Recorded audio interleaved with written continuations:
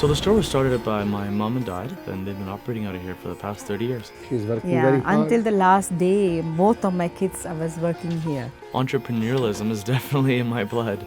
I would go to the grocery store and I would buy a box of chocolate and I would sell them all for $2 each to all the kids, and you're coming home with, 40, 50 bucks in a day as like a 12, 13, 14-year-old. When is your wedding?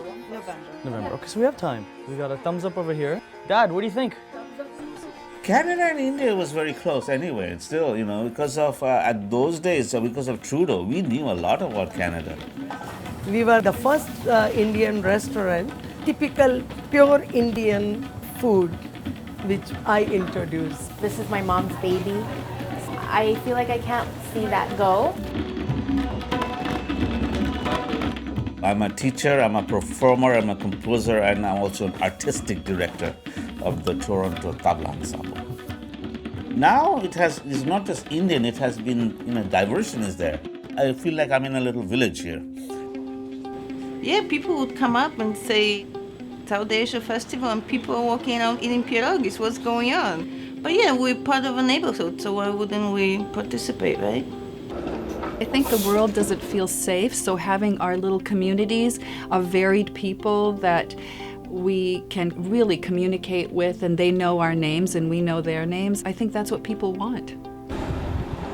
We have so many different cultures that are represented all across Canada, and what about the First Nations food? A lot of the customers that come, what they know is very limited, but they have so many questions and they want to know more, and I have that opportunity here.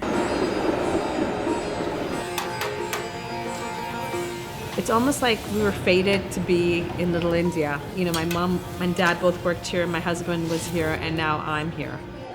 My husband put 20 years of his life into this restaurant, and he passed away of a heart attack, and probably a lot of it was the stress of running a restaurant.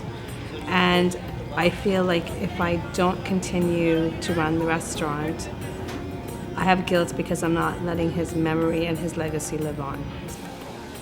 He wanted every type of individual to be able to walk into the Hortica House and feel at home.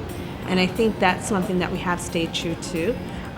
Not only just in the customers that we see coming in, we see customers from all over the world, and we also see that in our staff as well.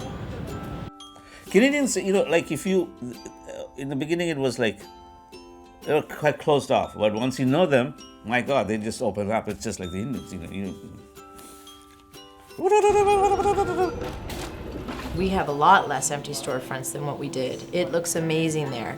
But my vision is to see that we have a full, active, morning till night strip that has a very diverse offering, which brings people out, not just from the local neighborhood, but from around Toronto, that we become a destination. I feel like it's a constant roller coaster of humps and non-humps in owning a business. Right now, I feel like we're on a high. But I haven't cried in a long time. I've learned. I cried over rotten grapes and stuff like that.